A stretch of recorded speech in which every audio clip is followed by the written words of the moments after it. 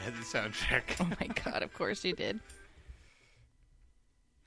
I don't know if you can tell, but my shirt is... Oh my god. You Snake Plissken, New York. Oh my god. You dressed up. I love it. I know. I did. It's so perfect. It's so perfect. Now, I don't have an ET shirt. FYI. I do not. Oh, thank God, because if you did, it would be terrifying to behold. Yeah, you put it too many times through the dryer and it starts to fall apart and you can't tell it's ET. It just looks like a turd. A monster. A monster turd. A turd monster. A chud. Oh my God. Well, welcome to a Most Excellent 80s Movie Podcast on the Most Excellent Podcast Network. It's the podcast where a filmmaker and comedian get airlifted into the chaos of the 1980s movies you love, hate to love, or love to hate. This is Season 1, Episode 2, Escape from New York. Yay! Our movie selection from 1981. I am comedian Chrissy Lenz of the National Comedy Theater. And I am the filmmaker, Nathan Blackwell, from Squishy Studios. Yes. And so what we're doing here on Most Excellent 80s Movie Podcast, we're watching a movie selection from each year from 1980 to 1989. Our episode 1 was Airplane! And so this is our from 1980, and this is our 1981 selection. Right. And we're not necessarily picking like the best movie of the year or our favorite. It's kind of like a random selection of like looking at the whole season of important little watersheds or cultural milestones, but also some stuff that is personal to us or we've never seen before, something that we can actually kind of get into a dialogue with. Absolutely. And also to get kind of a variety in this season 1 of like comedy, action, drama. Right. So it's not too heavy on certain types of genres. Season 1 is a variety pack. In further seasons, we'll get more specific, I'm sure. So each time we were going to summarize the movie, we're sort of switching off who's summarizing what. And you are going to summarize Escape from New York. This is the part you cut out as I go to my internet Google Drive. We're keeping it in. The people have to know. The people have to know how people really... The year is the future. 1997.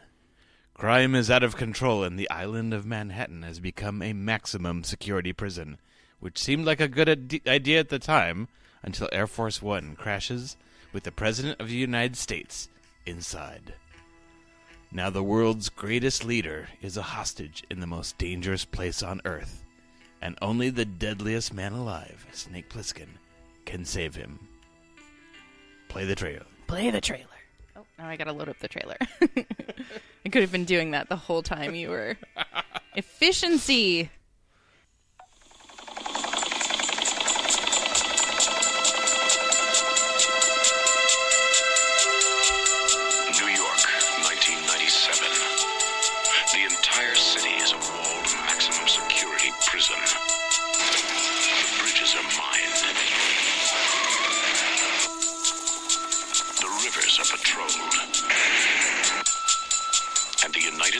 Police force has everything under control.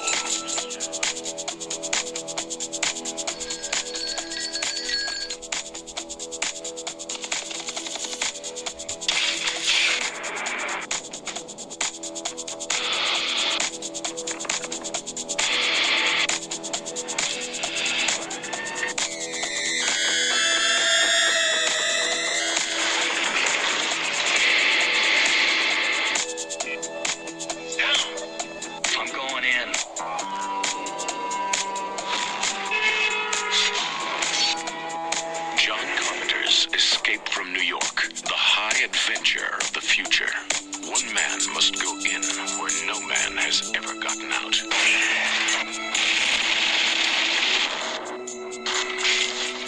And if he comes back alone,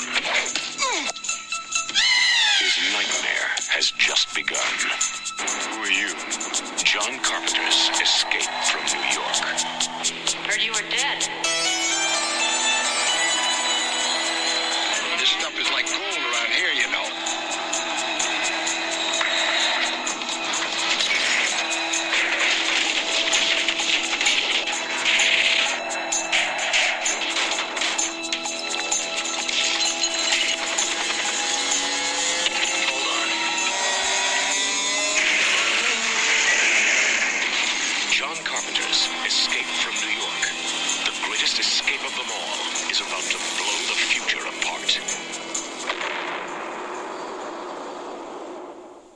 Kablooey. It's too bad they didn't use the line, "I'm playing with myself." Oh my god, I have so many questions about this movie. So, was this your first time? It wasn't. That's what is so. I've seen this movie before. I've seen it many times, but it's kind of like the silence from Doctor Who. Like when I'm watching it, I'm like, yes, I remember this. And as soon as I look away, I'm like, wait, none of it makes sense to me. And you're a huge John Carpenter guy. Yeah. So yeah, my favorite John Carpenter. So I've met John Carpenter at one of those meet and greet things. Recently, he did a concert for his music. I met with him. Of course, I had to give him hundreds of dollars to do so. So yeah, we're not friends or anything. But yeah, so I'm a super fan. My favorite is Big Trouble in Little China, but Escape from New York is way up there, along with The Thing. Yeah. So. And I want to talk about all of that because somehow for me, like the John Carpenter action movies, like I've seen them all, but they never became like part of our household, like go-to movie canon. Right. So I'm not super familiar with all that. Well, they're also a little older style kind of action movies, you know. And this movie, in a lot of ways, also feels kind of like a Western, too. Mm-hmm.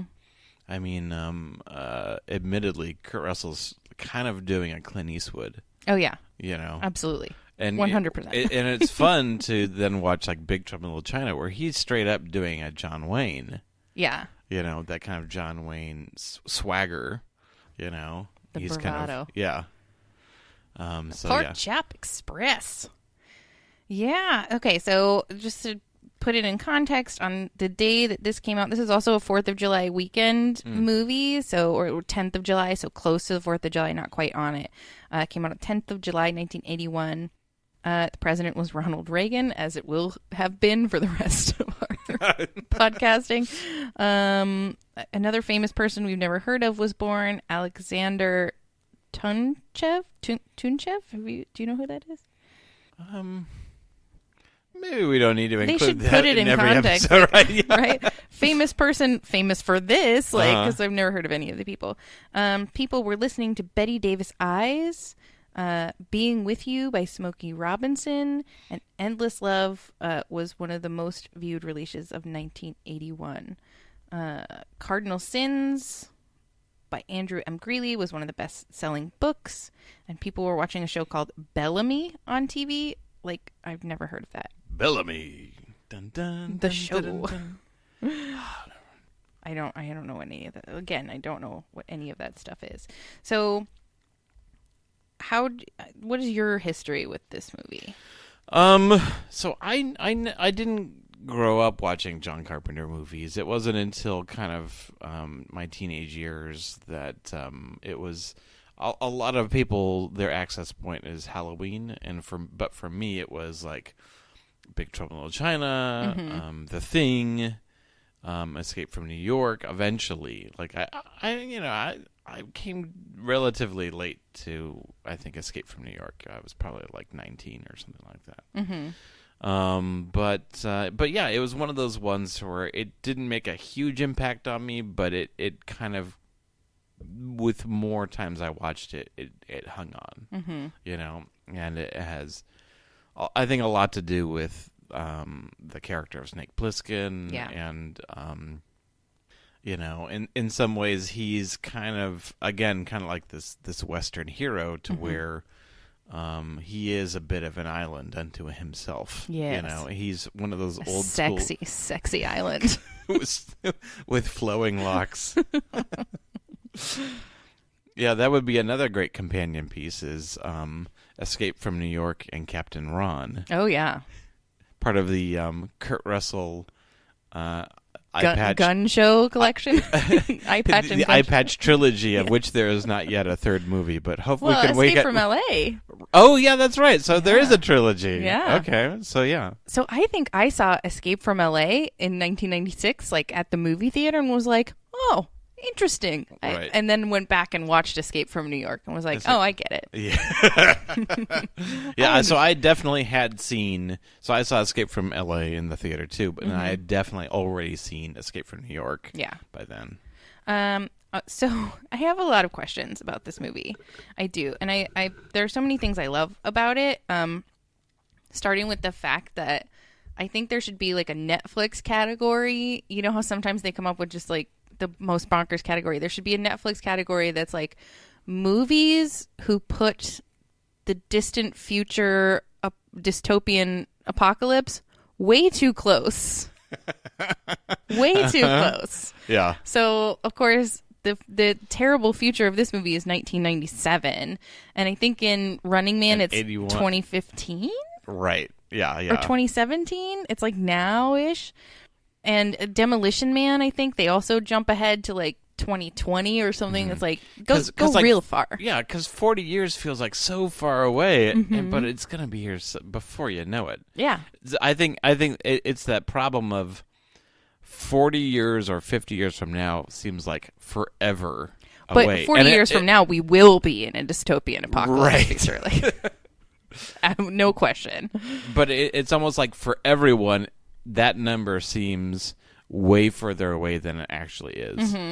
I think that Peter Venkman actually says in Ghostbusters, when the guest on his show predicts that the future is going to happen that year, he's like, you should say 1994, or better yet, 1995. That's never going to happen. Oh, my goodness. Yeah. So crime has risen 400%. That means basically every single person decided to commit 4 crimes. Am I? I don't mean I'm no statistician. I commit 1 crime a day, right? For sure. Every person who's walking around is just seems like so much work. So much crime is happening. 400%. I agree. They needed to do something. Yeah. About that.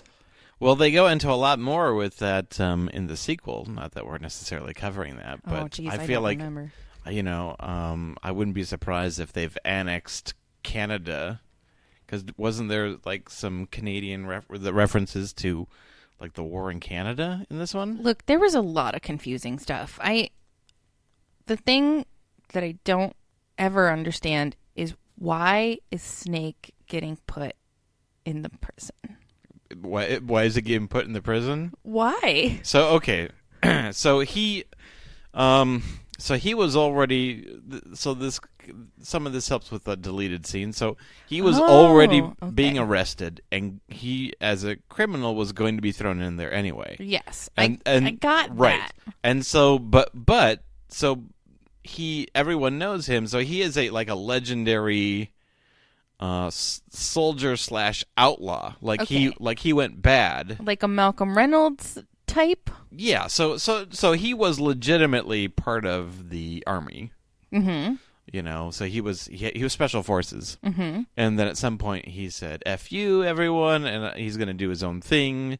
And so he kind of then became like a legendary outlaw.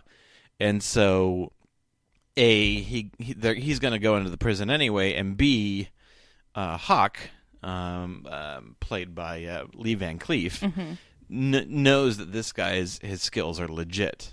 Yeah. And so that's why he makes him the offer, which is so in other words, so Snake Plissken was a legendary special forces soldier.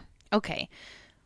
I'm grateful that you explained that, because I just took it for granted, like, okay, like he's a hero and a bad guy and they're going to put him in the prison, but I could never put the pieces together. And okay, deleted scene, they should have left it in. Not that I don't. Well, it was really long. I get it, but how does everyone know who he is? Like, well, that's part of the fun of creating. Was it fun? Part of the fun of they were basically trying to show that he has a reputation. Yeah. Yeah. I get it, and I like it, and I'm all for things that like don't make any damn sense. Or everyone's just like, Snake Plissken, I heard you were dead. Who did you hear that from? Who did you hear that from? Uh-huh. How did you hear about him in the first place? And then how did you hear that he's dead? I love just from a comedy perspective, just the name Snake Plissken. And, like, of course he's a legendary outlaw hero, but I would have loved an alternative reality where he's, like, a senator or, like, history teacher Snake Plissken is here to teach you about the revolution. Or, like, alternatively, if he had just had a normal name, like Jeremy, like Jeremy Plissken. Jeremy Plissken, I heard you were dead. I heard Jeremy was dead. But I love it. And I also really love his pants. What is the deal with those pants? Oh yeah, it looks like Arctic camouflage. It does, but it alternately looks like spandex and cargo pants. Like it's spandex cargo pants. I think they were trying to go for something that looked kind of snake skinny. Oh, that was also kind of like military stealthy looking. Did you like his tattoo? Oh my god, yes, I did. It's always like, oh, okay, I get it. Snake. He's just limping into the thing with the tattoo. It's like, oh my. Yeah, and there's so much I love about this movie. I love the whole exposition where they're just walking through their like fancy pantsy government facility and everything's lights and switches and outlines of things, and they're explaining stuff. And right. There should also be a secondary... If you want to be euthanized on the spot, please tell the duty sergeant. And they'll just take you over. I love it. And there should also be a Netflix subcategory of movies where they put some sort of explosive in your neck. Mm-hmm. And this was the first one. This is the one that set the mold, I think. Set the mold, and then Suicide Squad was like, we'll do it. Yeah. We love it. Well, it's a great and totally wacky idea of taking all of New York and just making it a prison. You know? And this is when New York was still seedy. It wasn't like Times Square with Disney, and so it wasn't too far for people to kind of like, to think that crime could get out of control. 400%. 400%. Like it seemed like that's the way that the graph was going, For sure. And they filmed a lot of it in an actual burnt out city. Yeah. That had just like had a bad fire and they never rebuilt it. Yeah, where was it? Was it St. Louis? Or... that's what sounds right to me. Right. But yeah, so they had blocks and blocks that had just been burnt out by fire. And so it was kind of like a Candyland for them. Yeah, make a movie. I do think I also, like, from a comedy perspective, we always try and teach people in improv that you have to, like, know the other people in your improv scene. Like, you don't want to be like, hello, stranger, let's meet for the first time. So I think this would be a great thing to point to and be like, you guys need to be like Escape from New York. Everybody you encounter knows who you are and knows your history already. They thought you were dead, but they totally know you. Like that whole scene when he meets Harry Dean Stanton, the brain character. Yeah. And it's like, oh, yes, I know you, and we have a history, and that's going to inform how we interact with each other, because we're not strangers meeting for the first time. We have this tumultuous relationship. Like, that's and improv he knows 101. him by one name, and, by Brain. Brain, is his like criminal name, but he knows him by his real name. And then Cabby, who knows of Snake Plissken doesn't know him, but he knows Brain. And so you have all these characters who have relationships that you're kind of discovering there. Like, how do they know this person? What is this guy in this place? You definitely get the idea that Brain, he's just kind of a weasel. Yeah. He's just always looking for these opportunities. Like, there's that moment where it's at the very end. They're leaving the trade tower, and Harry Dean Stanton, Brain, says, I know where the tape is. I swear to God, just take me with you. And then Snake, okay, come on. And then Harry has that look that he gives to Adrienne Barbeau. It's like, see, I got it. I got us out of this one again. Yeah, exactly. Just kind of that nod of, this is what they do. He's always thinking. Yeah, but I love that. I like going into a movie where they're not going to give me that. And again, to compare it to Suicide Squad, where almost the entirety of that movie isn't their adventure in this city. It's exposition of explaining who everybody is. Oh, yeah, no, like literally the first 30 minutes. Enough. Let me, tell me through the story, and then let me see it come out in little pieces like they do in this movie, where you just learn little pieces of things about Snake. He's like unraveling himself as you go. But I do love Kurt Russell. Yes. He's so great. And this one was really hard for them because remember at this point, this is as far as from what he was known for. He was a Disney child actor. Yes, an adorable, like fresh-faced computer with shoes. But yeah, so this is as far from his public persona as you can get. So for John Carpenter, I don't know if he did he do Elvis before this or after this? I think before. Do the movie? They did a TV movie together, John Carpenter and Kurt Russell, called Elvis, where Kurt Russell plays Elvis. Oh, I think that was their first. The interwebs will tell us. I think that was their first movie together, and so that's what kind of led to this pairing. Yeah, I love that because, of course, now looking back, you see Kurt Russell as being an action guy, but I just love it when directors will take somebody and cast them against type and, give them a chance to do something else. I like Keanu Reeves, and nobody wanted him for Point Break because he was too dumb. And thank God for that decision. Okay, so here we go. Born. Scrolling down.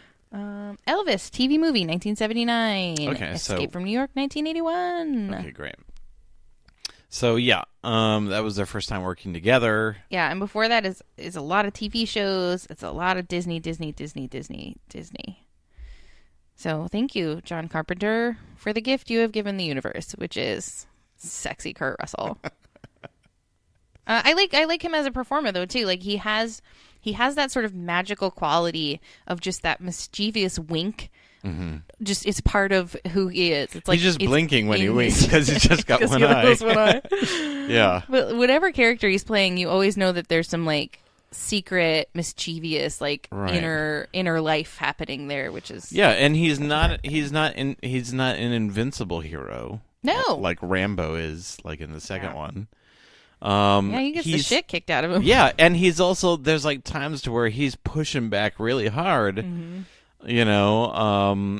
especially when there's authority, and then there's times where he's just completely not giving up, but he's like dead end, and it's like probably my favorite like dialogue exchange is where he's in the chock full of nuts, and the crazies are outside, and she says, "You're a cop."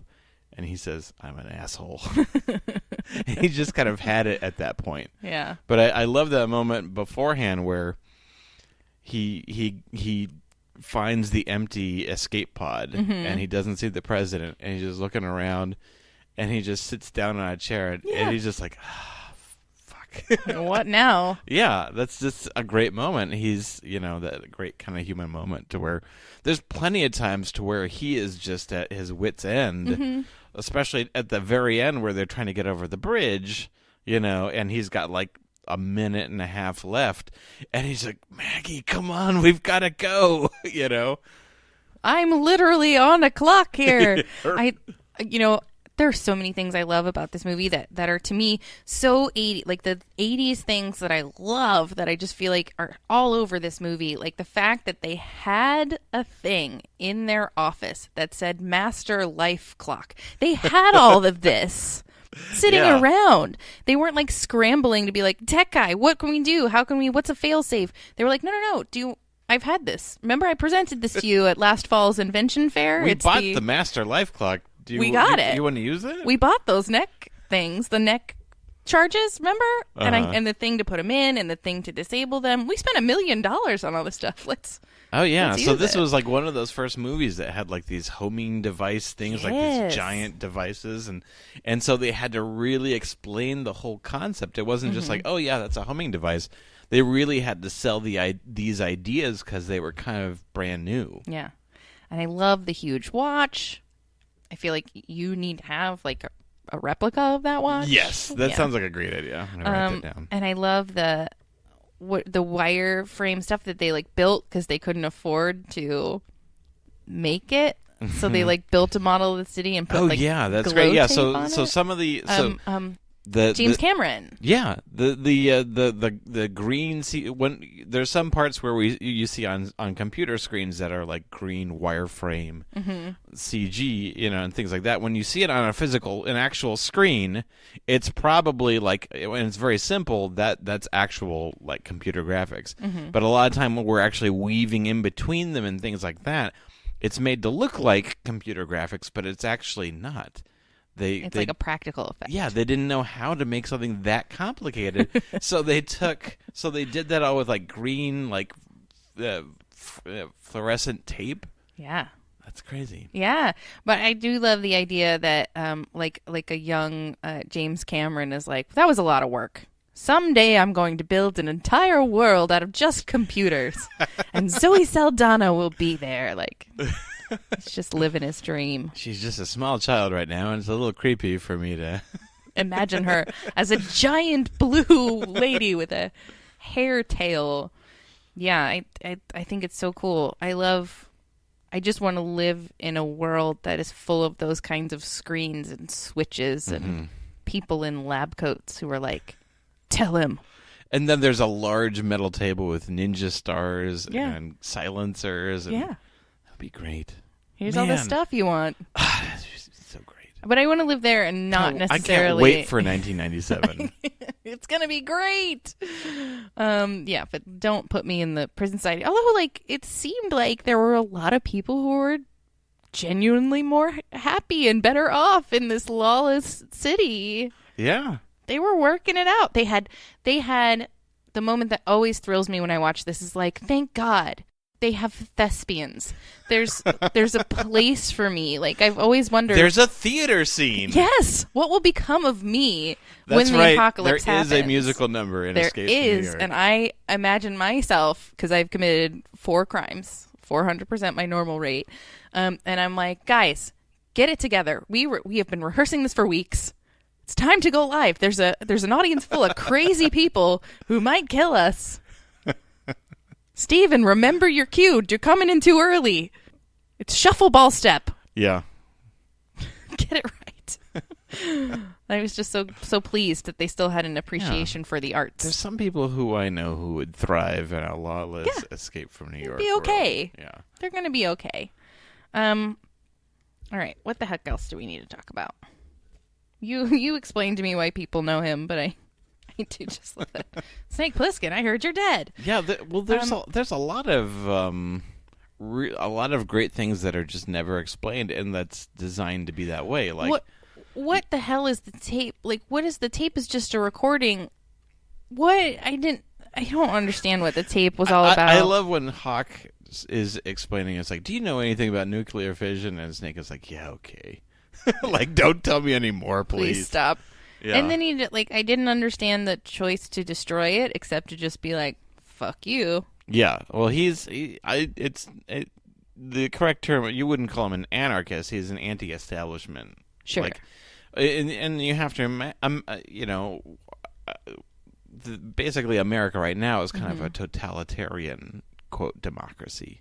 It's basically the thing that we fear that current day America is going to be.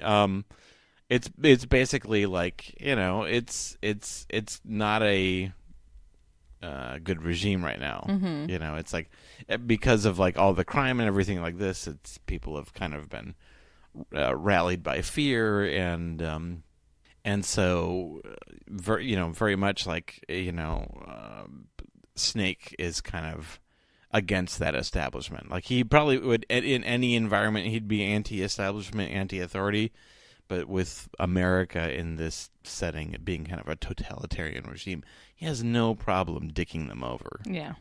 Because they were total dicks to him. Yeah, absolutely. His natural state would have been to say "fuck you," but he kind of gave the president that one last chance. Yeah. It's like there's that saying, "No man is an island," and I think even a sexy type. Well, that's the thing. It's like Kurt Russell and John Carpenter are kind of making the case that Snake Plissken is an island. This man wants to be an island, but at the same time, he wants to help. He's willing to help. How about that? Willing to help the other people cross the bridge, and he kind of gives the president this one last chance. It's like, a lot of people died for this. I just wondered what you wanted to had to say about that. So he's kind of giving the president an opportunity to be a person, and when he doesn't take that, then it's like, all right, my mind's made up. Fuck you. I got my tape. Yeah. So it's not, Snake Plissken is a complex and interesting character with a lot of mystery. Like, I don't know how he lost his eye. I don't know what happened to Fresno Bob and Brain. Like, what happened to that's one of the big mysteries. What happened to Fresno Bob? I love it. I love having that very specific history and no idea. That's one of the things I love about Back to the Future is you don't know why Doc and Marty are friends. Like, right. And don't ever tell me. I don't want to know. Yeah. I don't necessarily want to know how he lost his eye or what happened to Fresno Bob. Are you aware of the Snake Plissken comic book series and the crossover where there's an alternate reality where Snake Plissken and what's his character? Jack Burton. And Jack Burton switch lives. No. And they go to an alternate reality, where they exist in the same timeline. No, I did not know that. Okay, I'll have to recommend it to you. The one where Snake and Jack Burton cross paths is a Big Trouble in Little China story. But there is a specifically just Snake Plissken comic book series, which I haven't read, but it probably answers some of those questions. I think I read that it answers takes place. questions you don't necessarily that I don't really need the answers to. Yeah. So there's been a lot of dialogue, or it kind of comes up every couple of years about remaking Escape from New York, and so right now... Is that so? Yes. With Kurt Russell No. back in the lead? No. Oh, man. And so right now, the latest version is Robert Rodriguez doing Escape from New York. Okay. Crime has risen 800%. 8%. And he's a huge fan. You can see that from his work of John Carpenter and from Escape from New York. There's even in Machete, there's a scene where exactly like the equipment scene where they're panning across the table and they see like all the gear. So I definitely believe that in his heart that he would be loyal to the spirit of Escape from New York. Who would you see in that? I remember like 10 years ago when I first heard about them doing it, they were talking Gerard Butler, I think. Yeah, this was after 300. Oh, of course. But now it's, I don't know, like it's Chris a Pratt. tough thing. It's a tough thing because I mean, you almost kind of want to discover someone. Yeah, it's tough because a remake. The only reason to do a remake is to really kind of do something that the last one couldn't do, or to kind of take it in a new, interesting direction. And that includes casting. Do you take someone that, oh yeah, it'd be great. It's a woman. Exactly right. Snake Plissken is a lady. And she's got 2 eye patches. So either you do something like with the casting, so in many ways, Kurt Russell was, like bold casting. You do something like that again. Or you take an unknown. Probably people would want to see not an unknown, but someone recognizable in the role. Going, oh, it'd be great to see them as a badass. Yeah. But then, what do you do with the concept? Like, how do you elevate it or change it or do your own version of it? You don't want to just do an unnecessary remake. Yeah, I agree. So it's a tough. I don't know what I would do in that situation. That's a tough one. I do like asking that question though. Like, who could we possibly see making that sort of transition? It's almost like, and I'm not saying this is who I would choose, but it's almost like if we went back 5 years, taking a Zac Efron and being like, oh, he's going to be a badass action star or something like that. But I feel like that's also not super uncommon anymore for like these young Disney stars to like, I feel like the first thing they want to do when they're like no longer Disney stars is be like, I'm crazy, you don't know what I'm like. Yeah. I think the important thing to do with any kind of remake is to keep with the spirit of Snake Plissken, which is it's not even like a traditional anti-hero. He's like an anti-hero who doesn't, it's like most anti-heroes, they're still very, I don't know, pop culture-y, like this is it's a very Snake Plissken is a very the reason why we're talking about Escape from New York is Snake Plissken, and he's a very unique character because he doesn't give a fuck about you, and he's not invulnerable. He's got a mysterious past, and he's willing to and he's a badass, and he's got all those things. Like, I would rather see a different type of hero that we see these days that's similar. Like, we don't see a Snake Plissken these days, but I would love to see like an older, grizzled version of Snake Plissken. Cool. Like, I actually like a Batman Beyond, like he's like passing the torch sort of a thing, or just like like he's in his 40s or something like that. Like there's plenty of older actors now playing like Liam Neeson. Kurt Russell. Right. We can still get him, guys. But yeah, I would like to see like a grizzled Snake Plissken. Yeah. That would be interesting. A more grizzled Snake Plissken. Right. I think that this movie totally holds up 100%. I think that I would absolutely recommend it, and I don't think there's any question in that regard. Right. I think some people it has a very deliberate and slower pace than I think some people would expect from an action movie, Like, John Carpenter during this time, and especially for this movie, had a very methodical and purposeful pace and let things play out. So I think that would be like one of the surprises. Okay, you just kind of have to live with it. You're kind of being dropped into the environment and you're living in there. There's not a ton of different sequences. It is kind of going at a very, it's almost like a very kind of, it's like there's no electricity. You're in a post-apocalyptic environment. It's tough to get around, and you're kind of living in their footsteps very much. And so the pace is a little slower. I like that, though. Yeah. Me like too. It. Yeah. I like sitting down to watch it and just like letting it play out instead the of environment kind of sink in, a more breakneck pace. Whereas I felt like Escape from LA was very cartoony and kind of I haven't gone back and rewatched that one. I think since I probably saw it when I was a kid. But I definitely think people who haven't seen this need to see it. I love it. It's great. Yeah, but I still will forget it. Like, as soon as we're done, I'm gonna be like, what? I don't know what it's about. He goes to New York. I can't remember. Okay, so deep cut recommendations.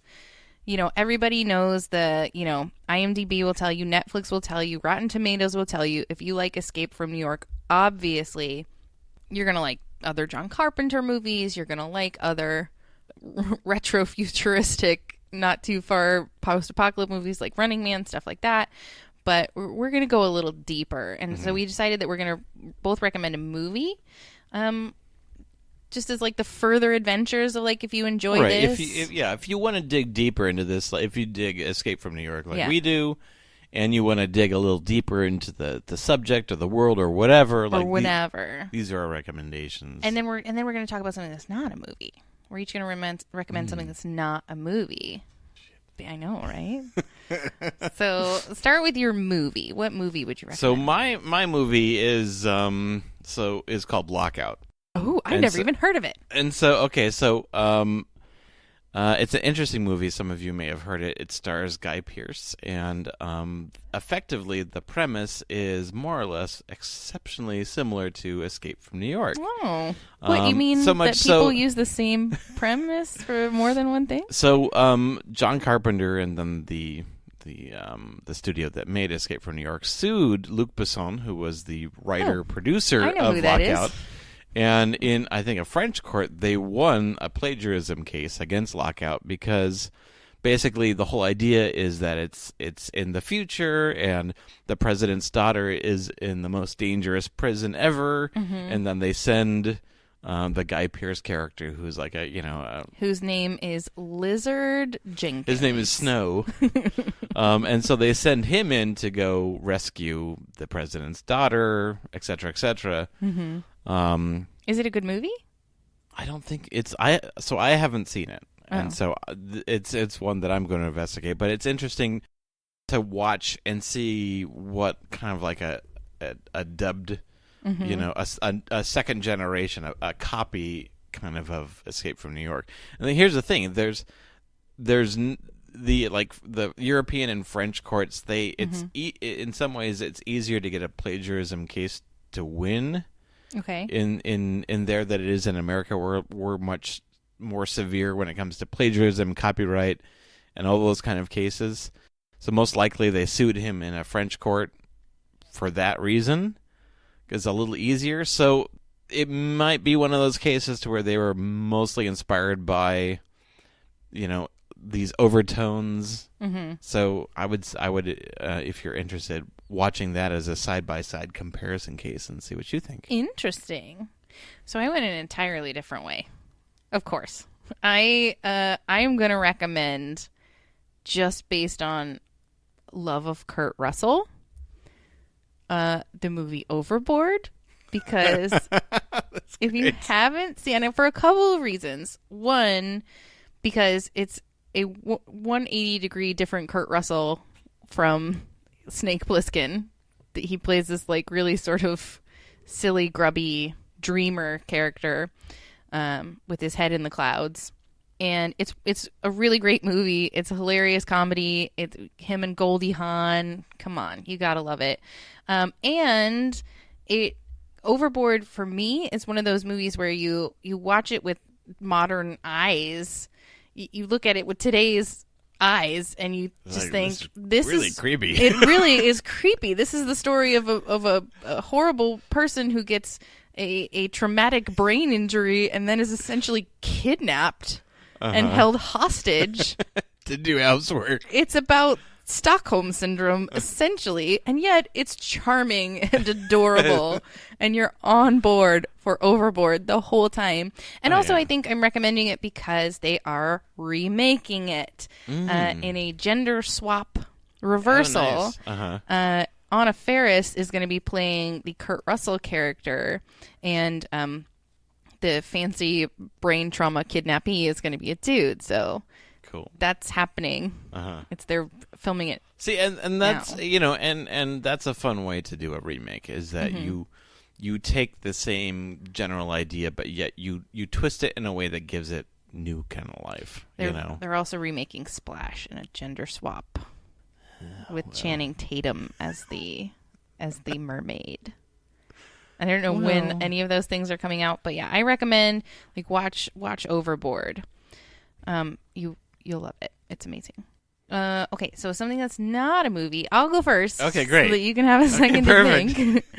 And this was the idea was sort of being this is something that's seemingly totally unrelated. So it could be a book, a television show, a podcast, a specific episode of a podcast, a specific edition of a comic book series or something, anything at all that's it's our supplemental materials. So I'm going to say that my recommendation is a podcast called Pod Save America.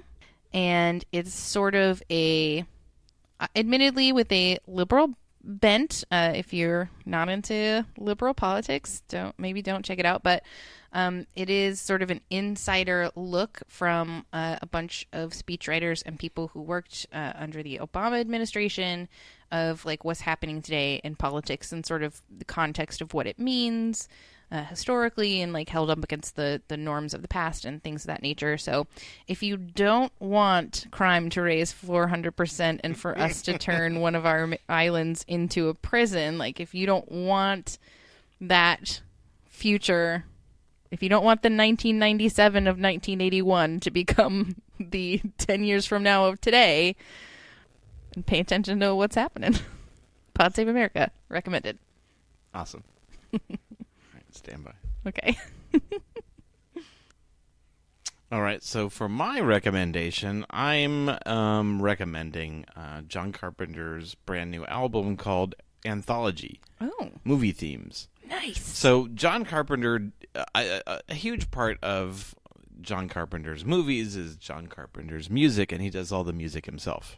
Which I didn't know. Yeah, and it's all electronic. He does it all himself at his home, And so he just released.